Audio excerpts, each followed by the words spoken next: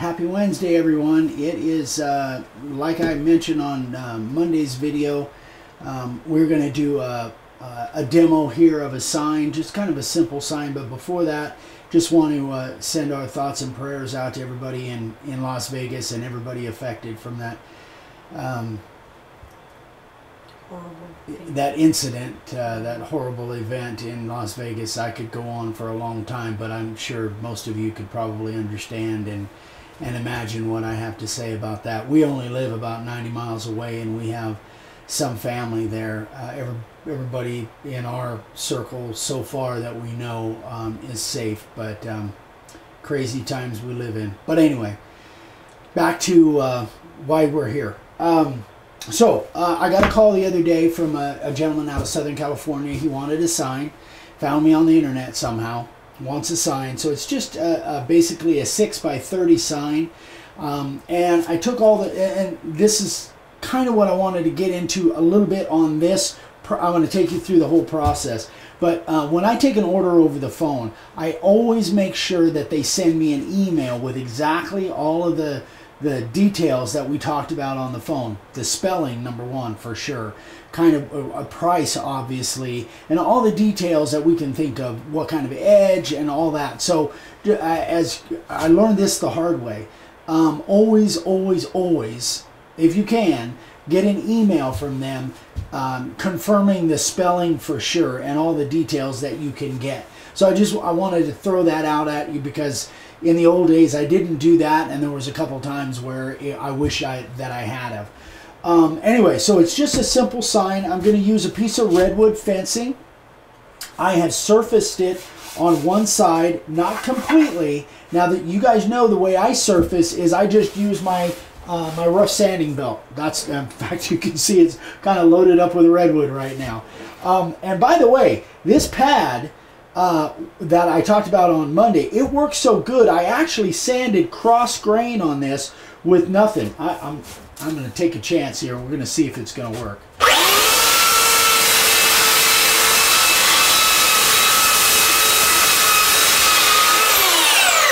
That's how good that pad works. I would have never tried that with the other, and I was always kind of thinking that it might give loose, but that's how good that pad is. And I don't sell them, guys. I'm just telling you, I love it. I love this pad. I talked about it on Wednesday's video in case you didn't see it. Huh? Monday's video. Monday. Oh, this is Wednesday, yeah. On Monday's video. Anyway, it worked. This pad works really good. So anyway, now what I'm going to do is, now that I've thrown sawdust down in those knot holes again. Oh, by the way, I'm starting from scratch. This is the redwood fencing, so I surfaced the one side to get it down smooth so my hands can ride along there when I'm routing. And these corners, if you want to know how I do these corners, go back and watch video number 56. And I think there's another one as well, but video 56, I show how I round those. It's just on a little disc sander. But now what I need to do is I need to putty these holes. And the reason I'm going to putty these holes is make sure we got all the sawdust out of there.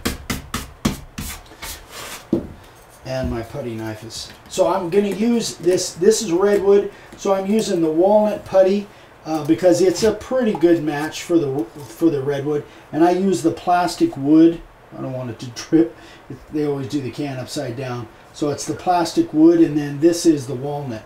So the reason I want to putty these cracks, these knots are nice and tight, but they do have cracks in them. The reason I definitely want to putty these up is because when I spray any black on there, like I'm going to do with my layout letters, I don't want any black to get down in those cracks and be black down in there. So I'm just going to putty up these holes, let this dry, and then I'll come back and we'll get right into the layout. All right, so our putty is dry. Now we're just going to sand that off, and we're going to get into the layout. So I'm just using my smooth belt. I think this is 175 grit.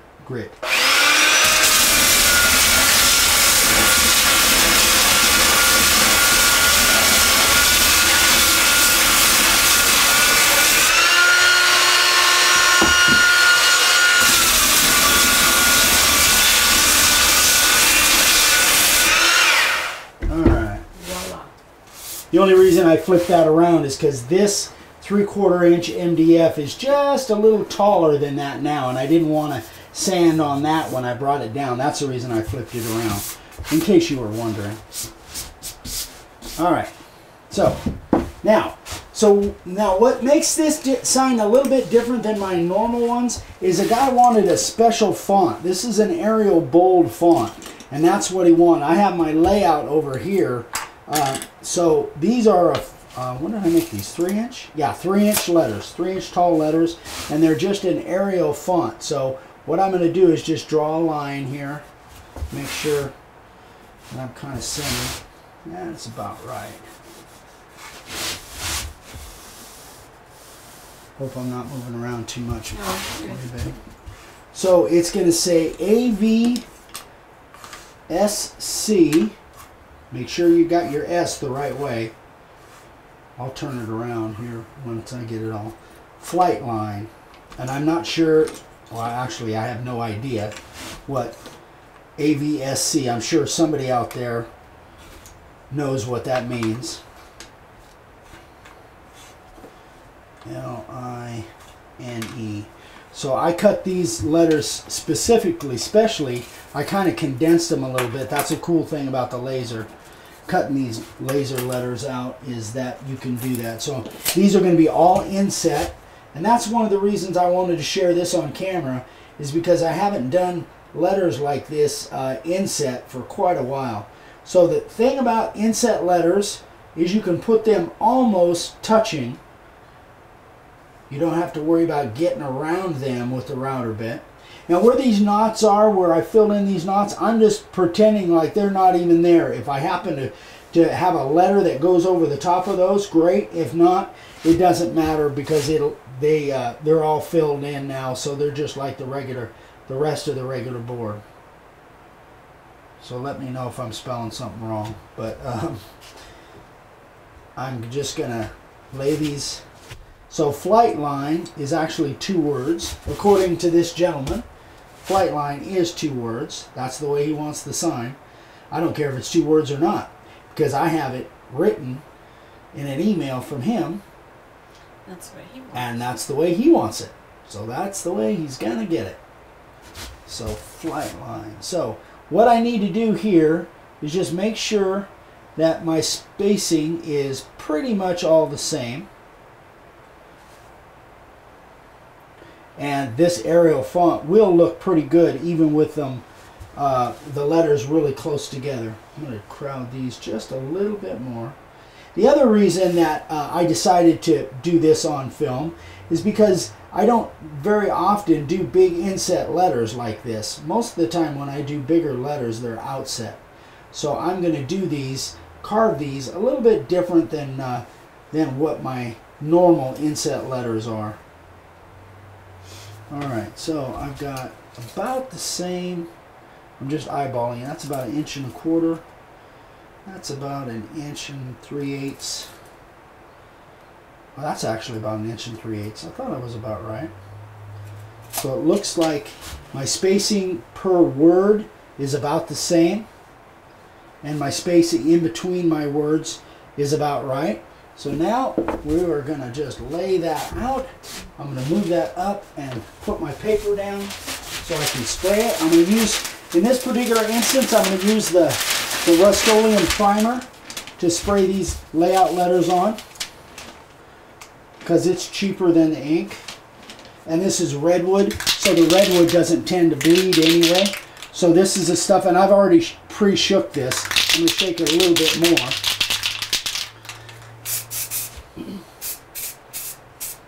Well, let me check that. AVSC Flight, F-L-I-G-H-T-L-I-N-E. Yep, looks right. I really should have done that before I started spraying, but, and all the letters look like they're pretty square, straight up and down. Again, I'm just short spurts. Ooh, that one flew on me. That's what you have to watch out for.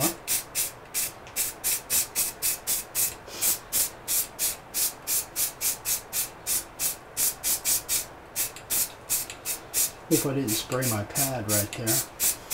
but I really hope I don't spray my new red shirt. All right, that's it. So we have our layout done. When we come back, we'll draw our lines and we'll start carving. I hope I was down on the sign while you were spraying it. I think I was watching. Got your shirt though. Oh, you were on the shirt the whole time. Well, just imagine what it was like for me to spray that, you guys. Uh-oh, Vicky did it again. I know, I start watching you and then I don't pay attention. Sorry, guys. Sorry, you guys. You'll get. We promise you'll get to actually see me carve it. Don't make promises I can't keep. All right, we'll be right back. Okay, so we are going to go ahead and put the chamfer on this. Like I said, that's what the customer wanted, is the rounded corners and the chamfer. So we're just using our standard 45-degree chamfer bit. Oh, I moved it on you, huh? Sorry. That's all right. At least I was on it. Yeah, at least you were showing it. 45-degree chamfer bit. So I've got this setting up on my my little scalloping board, and with my little rubber pad underneath there, so that should hold it in place. Now, one thing that I do want to stress is anytime after you've sprayed a board like this, I always take and I use my stiff bristle brush and I brush it off to get the excess residue off of there from the black spray. And I've already used my silicone spray on my router base so that it slides pretty good. So let's just go around that whole thing. I've already set the depth I want. We'll just put that chamfer edge on here.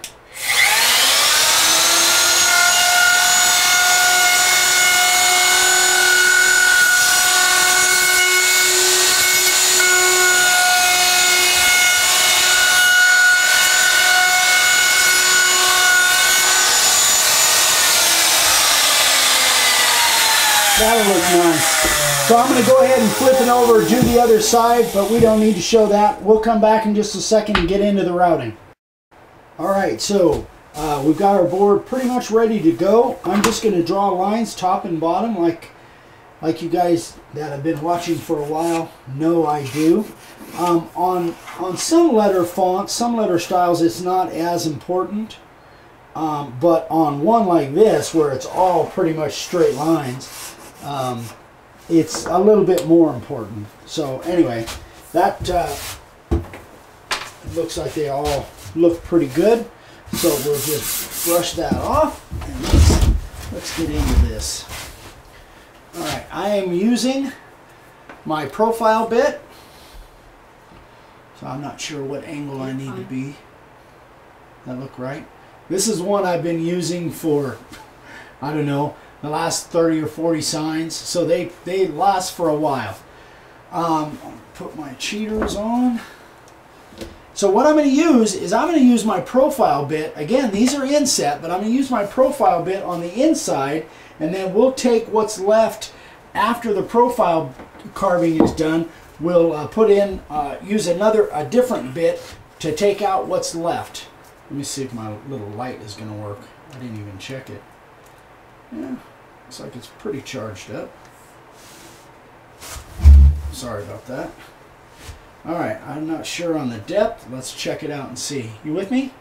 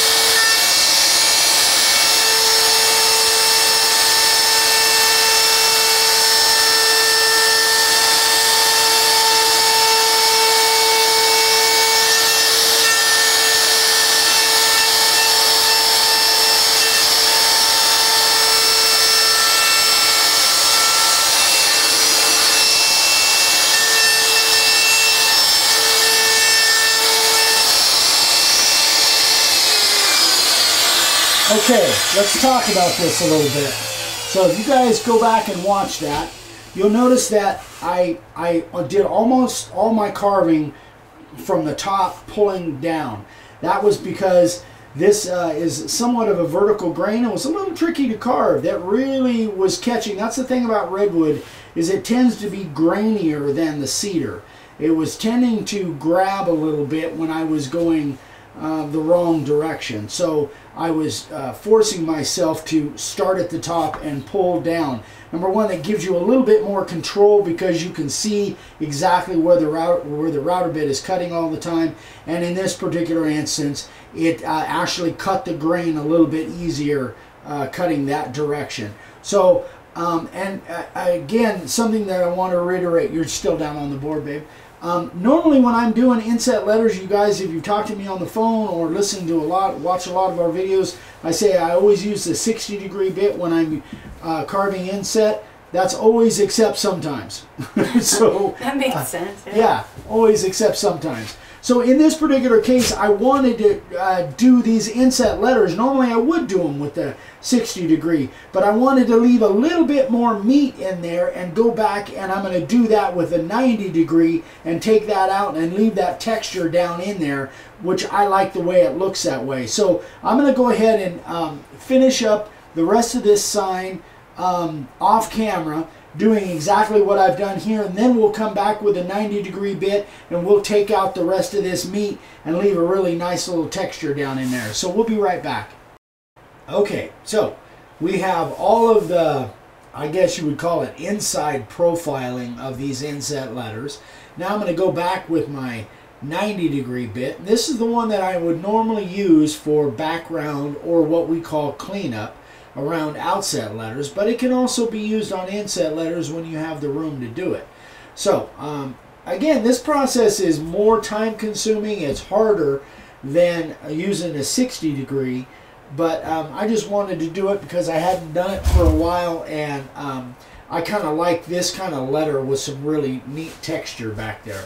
So we have it set. Oh, by the way, I'm using normally for this bit I would be using be doing it in the bigger router, but since I'm really not taking out a ton of wood like I would be if I was doing outset letters, I decided to go ahead and put it in the small DeWalt router too. So let's get some of this texture done. I'll show you what I'm talking about.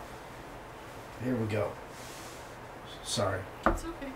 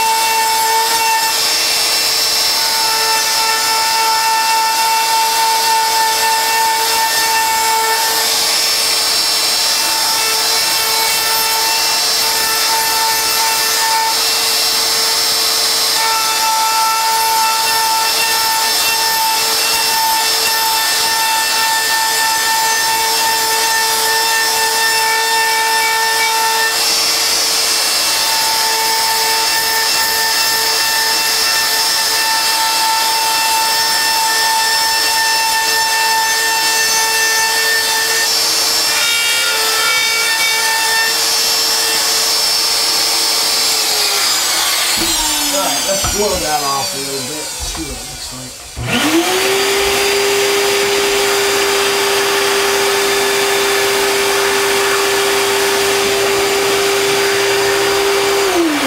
Yeah, see, I like that. Nice little texture down in there. That's actually my dad's favorite way to do all inset letters, is with a profile bit and then going back and leaving a little texture in there. But anyway, all right, so I'm just going to finish up these the rest of these letters like this. We'll come back and spray it, sand it off, see what it looks like. All the carving is done. We are ready to just about spray, but we got to get all of this loose stuff out of there. So I'm just going to brush it really good with my stiff bristle brush. This is, by the way, people have asked me where I got this. This is just a brush I picked up down at Lowe's in the I think the houseware where they have brooms and mops and that kind of stuff down at Lowe's. So I want to get all of those loose little pieces out of there. Now I'm going to go back and I'm going to take out any high spots or any pieces that didn't come out with a brush. There's one there. And a lot of times I will look at it from this angle just so I can see those high spots. Did I mess you up? No. Oh, okay. I thought you were scoffing over there. I'm not doing anything. Okay. Well, it looks like I don't see hardly any high spots. It looks like I got most of them with the router. So that's good. But if I do have any high spots, then I like to take them out with this. So,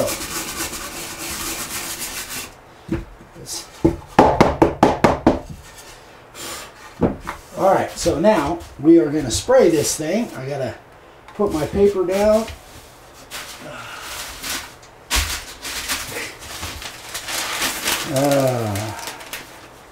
If you guys can see him, he's allergic to redwood, so he's sneezing and...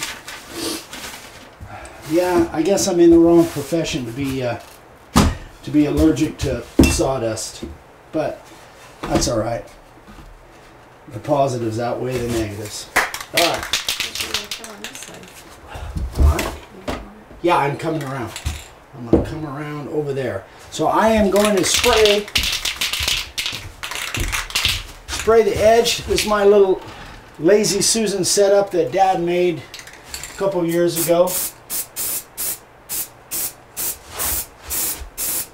Now, redwood doesn't have a tendency to bleed, so I don't worry about it too much like if it was pine, but I still don't want to like pour that black on there. That stuff's strong.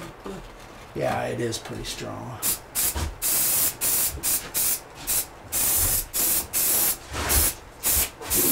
I'm kind of used to it. More used to it than you, evidently. Alright, so in case you were wondering, this is what I'm using. Now, it's not the primer slash paint, just the primer. Primer slash paint bleeds. Alright, so let's spray this stuff. Vic evidently isn't used to this. And normally speaking, this would be done outside. Is the camera on it? Oh, okay. I would be doing this outside. However, for you guys, I'm doing it inside because I don't want to take the camera outside. That is pretty much it. That's all we got to do. So I'm going to take it outside, let it dry, we'll come back and we'll sand it off. Alright, we are going to sand this thing off. Something I haven't showed for a while. This is my sanding belt cleaner. This is almost new, obviously. And you can find these, I think we get them at Harbor Freight or Woodworking Supply. Or you could Google it. It's just a sanding belt cleaner, and here's how it works.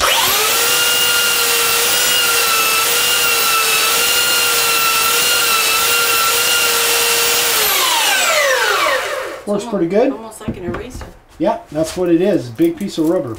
Anyway, it works really good. So let's sand this off. So on the back, I always go cross grain because I don't need to go with the grain. I like going cross grain on back. It's faster and it just doesn't need to be sanded with the grain as far as I'm concerned. So here we go.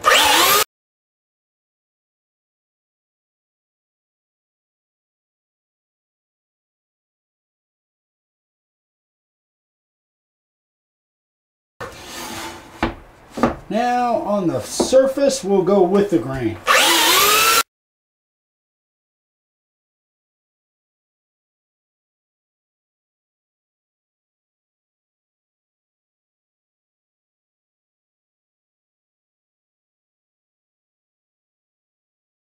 Okay, so by the way, I'm using my 40 grit belt for the rough sand. Now we're going to go with that same belt we used earlier.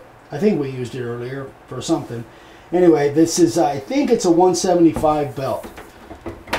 And that's what we'll do our finish sand with.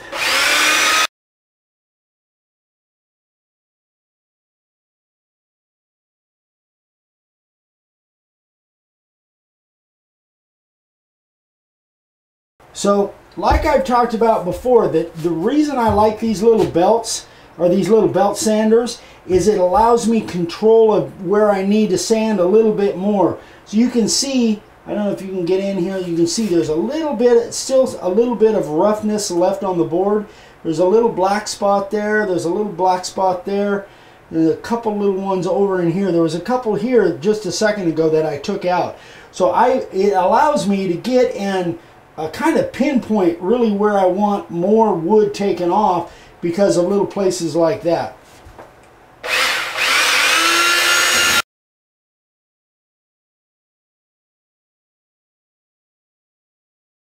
That's another reason that there's a lot of reasons I don't use a planer or a jointer to take off my black. And that's one of the big reasons, because I like to be able to pinpoint where I need to take a little bit more off. All right, moment of truth. This is the reveal. You know what? I'll stand this up, put the sander behind it, really make it dramatic. Assuming I don't blow the sign across the room here. Let's see.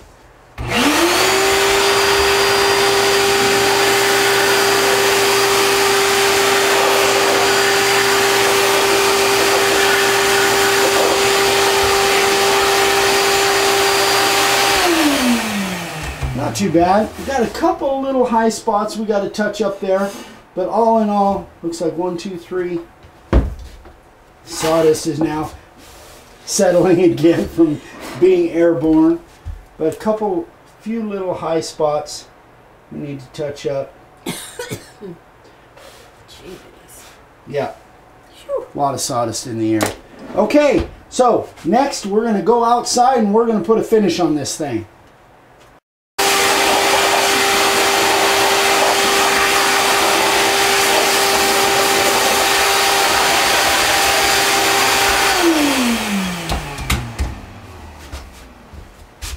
Pigs are hungry. They're always hungry. Are you filming the boys? Yeah. They're waiting for their dinner. Yeah, it's almost dinner time for them. Okay guys, the customer specifically asked for the Helmsman spar urethane, so that's what I'm going to put on here. So again, I'm using the Critter sprayer. This thing I absolutely love. Right out of the box, it works perfect. Bought it on Amazon for 35 or 40 bucks. Many of you already have one. Those of you that don't, if you do any finishing on signs, I highly recommend them. I'm using about 50 pounds of pressure out of my air compressor. So let's just put a finish on this real quick, see how it works out.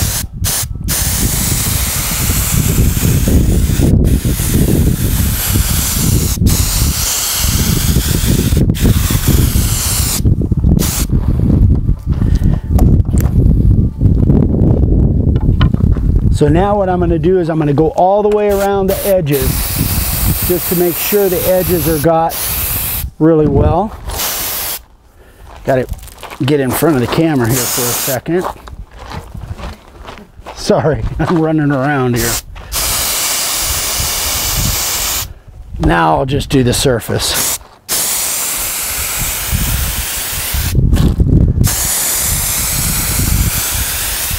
Just puts a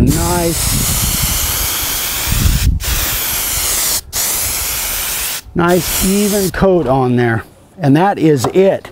So I'll end up with at least 3 coats on there. Can you see that very well? I don't want to put my hands on the surface. Not bad. I'm happy with that. So we'll come right back and we'll wrap this thing up.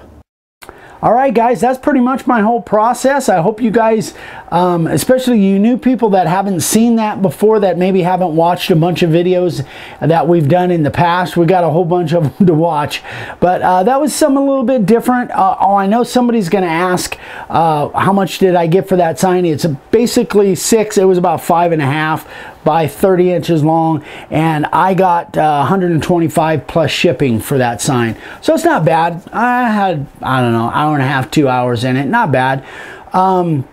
Let's see, what else? Any other questions that you guys have, just let me know. I'm trying to think. That critter sprayer, I love it, and it gets great reviews. I know it's kind of getting hard to find sometimes, but anyway, it's a great little gun. That's the way I'm doing all of my finishing now. I'm trying to think of any questions that might come up. If you have questions, let me know. Eric@makeawoodsign.com. Remember, please don't send me messages through Facebook unless you don't have any other way to do it. Directly to because it might get lost for days or a week. If you send it direct to my email, I answer those every day. What else? I guess that's... Oh, Friday we're going to have another interview with another sign carver. So don't miss Friday. It's really, it's going to be cool. A lot of fun. So I guess that's about it. Hope you guys are having a great week. We will see you on Friday. Subscribe if you haven't subscribed. And please let us know if you have any questions and anything we can do to help. Thanks for watching and thanks for all the support. We really appreciate it. Everybody have a great week and we'll see you on Friday. Bye.